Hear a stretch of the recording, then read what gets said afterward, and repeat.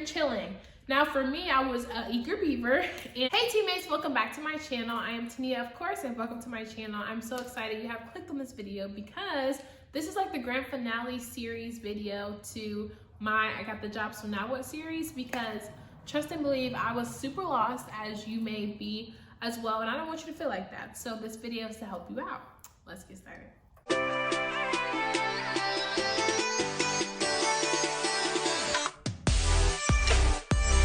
So first off, if you have not seen my other videos talking about how to become a teacher or even how to find the perfect school to teach at, then be sure to check out these videos above before you dive into this one. I'm hired. Congrats to you if you're about to graduate in May. Because yeah, now we're in April. It's only like 36 more days of school, guys, and I don't know if the kids are me more excited. I feel like since the first day of spring, kids have been going haywire. I don't know if it's because of the warmer weather or because they can like literally taste summer on their lips, which I can too. I totally understand.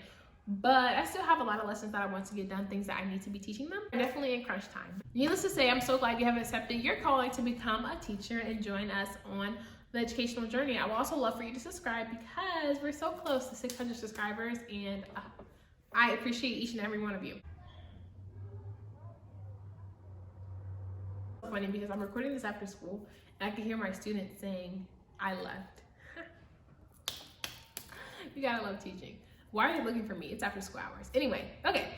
In this video, I'm going to be talking in chronological order depending on when you get hired. Most people get hired from February to basically, or January to up to August, to be honest. So depending on where you fall in that timeline, you can, of course, insert yourself there. But basically, I'll go ahead and tell my story. So if you watch the other videos, then you may already know this, but I got hired in March, got my apartment in April, and then graduated in May. That was my story, and then I moved to my new city, and now I've been teaching in my new city that I absolutely love.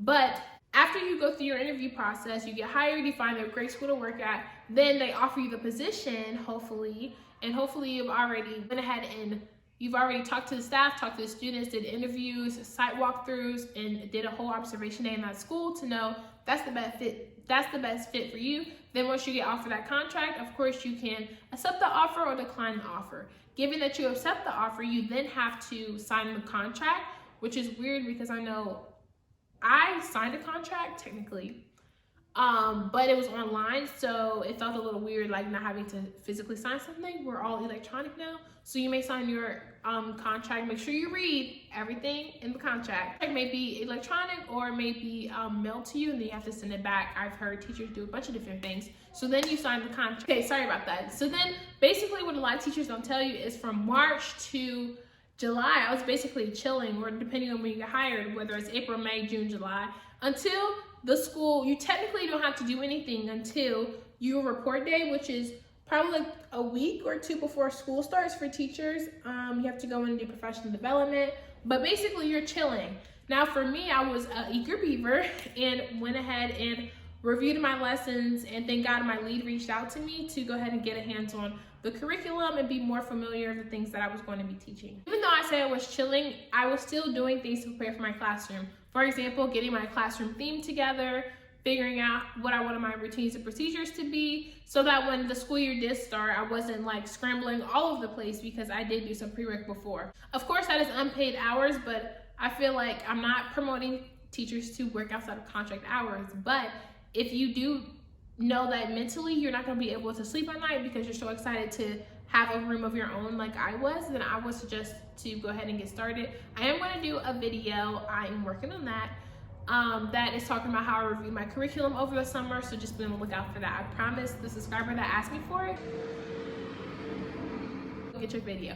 But basically that's what I was doing in the meantime. Also during this time, I was finding a place to live, getting really immersed in the new city that I was in, trying new foods, getting my apartment together so that when the start date did come for teachers, I was boom, ready to go. Like I enjoyed my summer to the absolute most, and on top of that, I did teach summer school, which is a little different because most districts don't let you teach summer school, but because of the organization that I was in, I was able to go ahead and get started teaching summer school, and that I feel like also prepared my mind, like, okay, I'm ready to do this. I was able to go ahead and teach pre-K out of summer school, or kindergarten to pre-K to kindergarten students last summer. So I was able to go ahead and start teaching summer school, continue to get immersed in my new city, meet a bunch of other fellows, and get comfortable in my new apartment. So that meant the world to me because I didn't want to go ahead and just rush into teaching and move in like a week before I had to start teaching, because trying to move and get my life together for teaching would have been absolutely crazy for me. After you get hired, go ahead and figure out what needs do you need filled so that you can be the best teacher during the school year. I did hit, I was able to meet with my lead. We went over slowly but surely, like we would meet like once a week. We went at this really good pizza spot I'll never forget. Shout out to my lead, because hopefully I can have her on my channel because she's amazing. All the new ELA teachers together was able to work curriculum a little at a time, because all of us were teaching like 4 different preps to figure out what we will be teaching, get comfortable, and start creating lesson plans. Did I take advantage of the opportunity? No, but I did. But I was able to see what I was teaching before I started actually teaching. And I also realized what I would be teaching, how I was going to be teaching it, the students I would be teaching, and really try to tailor the curriculum to fit their needs and figure out, like, you can't teach something that you don't know. And I feel like the best teachers are the ones that know how to teach the content the best, with differentiation. Having a tool of strategies in their toolbox, I feel like that is what makes a great teacher a great teacher. So during the school year, you really don't have that much time to do all that stuff and actually deep dive into the curriculum. You're just basically teaching what you've already lesson planned, but hopefully on the weekends you have time. But on the weekends, you literally don't even want to think about school. Up to August, I did have to attend New Teacher Institute, which is my district's way of like getting new teachers familiar with the district and things like that. So that was like a week-long thing that I had to do before I reported to my home school site. So basically I hit the ground running from there. Basically you're just chilling, getting ready for the school year. I know that can be overwhelming to say that, because I was like literally twiddling my thumbs, like, what should I be doing? What should I be doing? But really, I want you to know, if you're a first year teacher, just brace yourself for any and everything. And I repeat, any and everything, because you just never know you can't prepare for this. Like I tell you guys all the time, you have to be in the trenches with us to understand what teachers actually go through. Give a huge shout out to you, because even though, yes, as a teacher, you have good days and bad days, you are bound to make an impact on a student's life.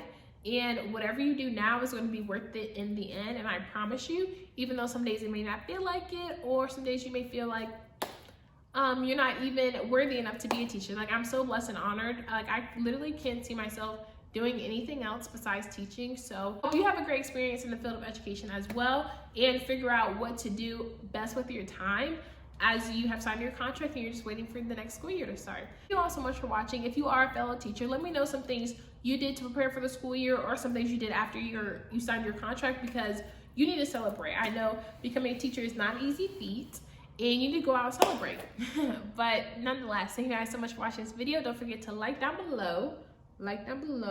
I'll see you guys in my next one. Peace.